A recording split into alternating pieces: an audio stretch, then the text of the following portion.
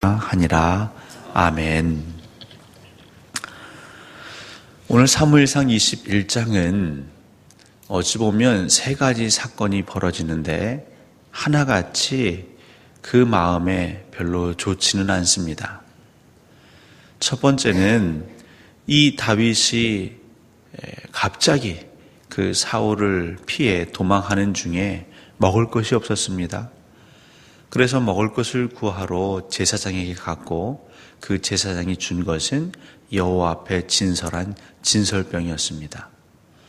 물론 그 떡을 얻는 데 있어서 다윗 마음은 편하진 않지요. 왜냐하면 사소한 거짓이라 할지라도 그는 지금 제사장 앞에 거짓말을 하고 있는 것입니다. 근데 그럴 수밖에 없는 것은 아마 다윗과 함께한 사람, 그들이 너무너무 시장하여서 어떻게 해서든지 그 배를 채워야 하는 비참한 상황 가운데 있기 때문입니다. 그렇게 먹을 것을 얻자 이번에는 무기를 구하고 있습니다. 근데 그 구했던 무기가 무엇입니까? 그가 손에 구한 것은 골리앗의 칼이었습니다. 아마 다윗은 그 칼을 보자마자 많은 생각에 잠겼겠지요. 물론 하나님께서 그를 택하셨고 하나님의 영이 그를 붙잡으셔서 그 블레셋의 장수 골리앗을 무너뜨림과 동시에 그는 그 동네에 보잘것없던 소년에서 이스라엘의 그 유명한 장수가 되었습니다. 하지만 그로 인하여 사울로부터 시기와 질투를 받았고 지금은 도망자 신세, 죽음에 쫓기는 그 삶을 살게 된, 어찌 보면 그 안 좋은 기억을 떠올릴 수 있는 것이 이 골리앗의 칼인 것이죠. 아무튼 좋지 못한 마음을 이끌고 사울은 피하야겠기에 이제 가드왕 아기스에게 망명 신청을 하죠. 근데 거기서도 그의 발목을 잡는 건 무엇이냐면 한때 이스라엘에서 영화로웠던 승승장구했던 그의 삶의 전력이었습니다. 그를 보자마자 그 아기스의 신하들이 하나같이, 아니 이 자는 그 땅의 왕이라고 불릴 정도로 영향력이 있었던 지도자 다윗이 아닙니까? 그 백성들이 사울은 천천히요 다윗은 만만히요 라고 외쳤던 그 사람 아닙니까? 두뇌 회전이 빠른 다윗이 이곳에서도 내 삶이 평탄치 못하겠구나 하여 임기응변으로 미친 채를 해서 다행히 이 아기스의 나라에서 무사히 빠져나올 수 있었습니다. 만약에 성도님들의 삶 가운데에 지금 다윗이 처하고 있는 듯한 이 세 가지 사건을 동시에 겪는다면 어떤 마음이실까요?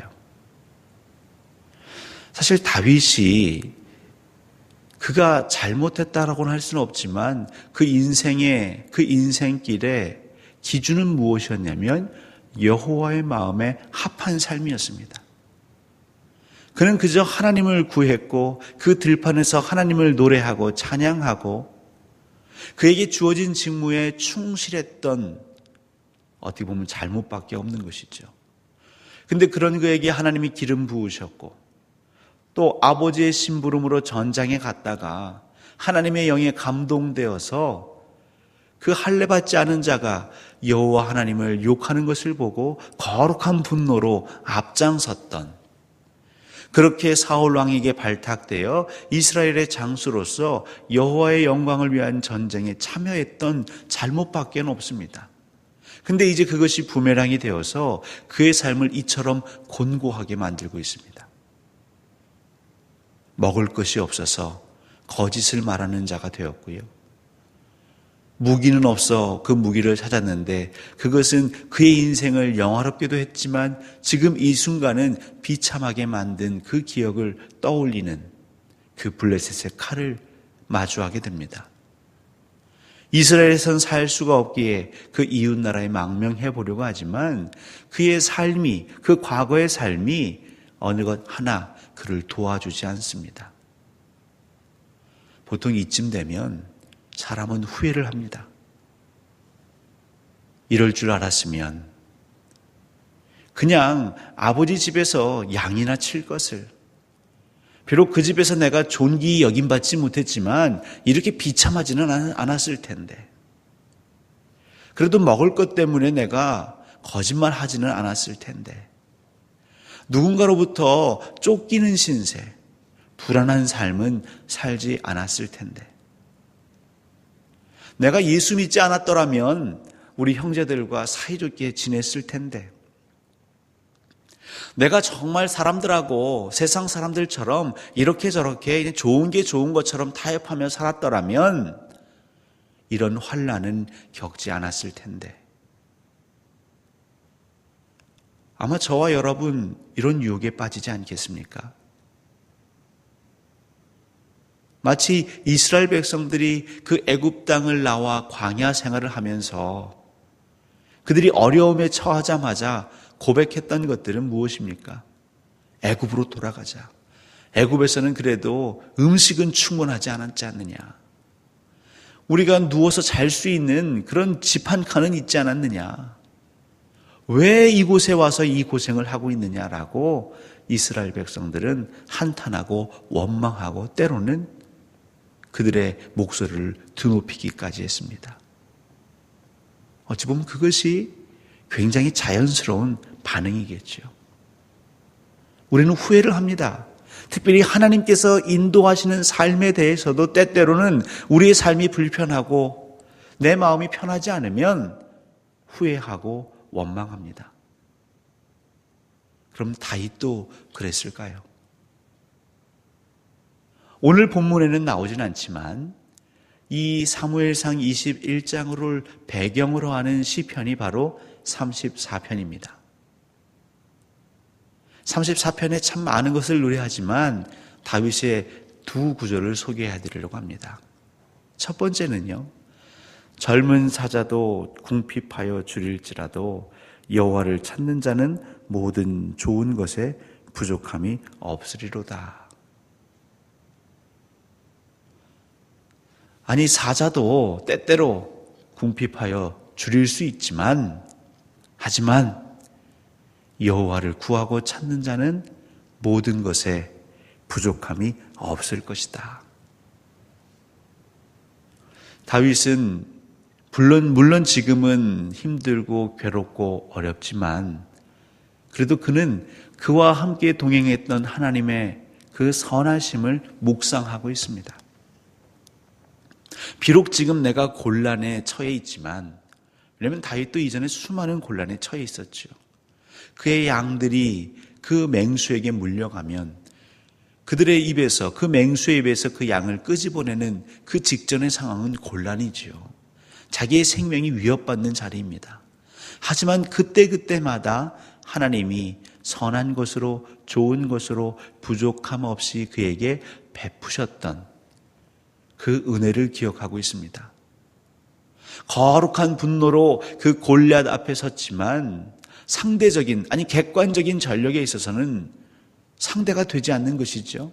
하지만 하나님께서 부족함 없이 다윗에게 은혜를 베푸셨습니다.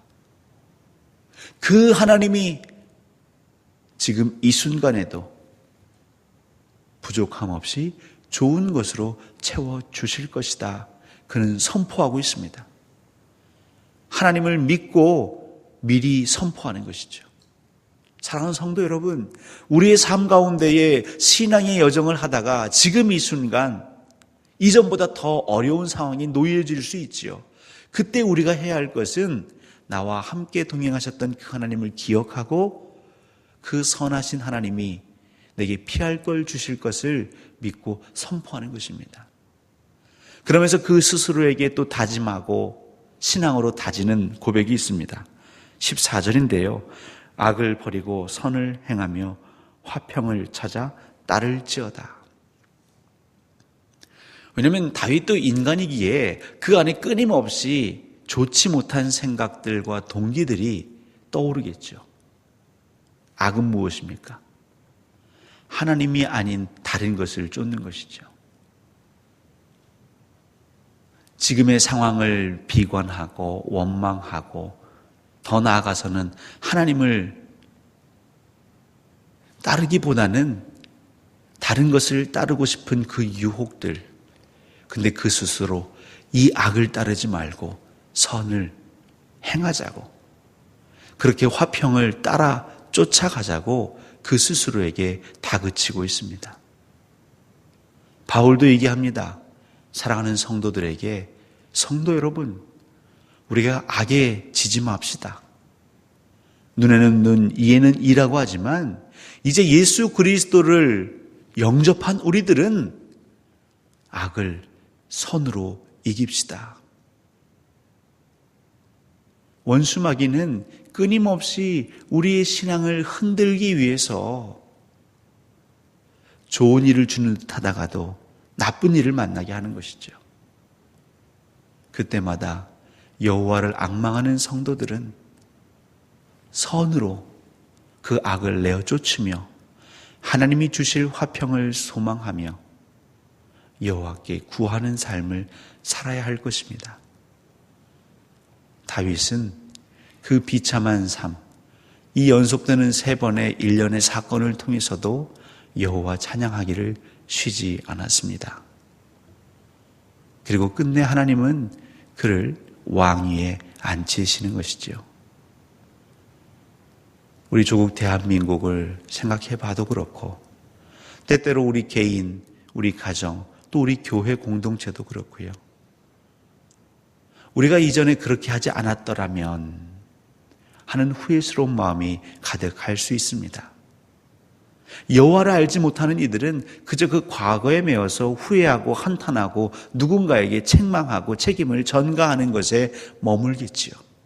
하지만 저와 여러분들은 하나님을 믿고 따르고 분명 지금까지 하나님이 개입하셨다라는 신앙의 고백이 있는 저와 여러분들은 오늘도 하나님을 노래하며 그 하나님을 선포하며 하나님의 구원을 바라며 믿음으로 우리에게 주어진 이 삶을 이겨내시기를 우리 주님의 이름으로 간절히 축원합니다.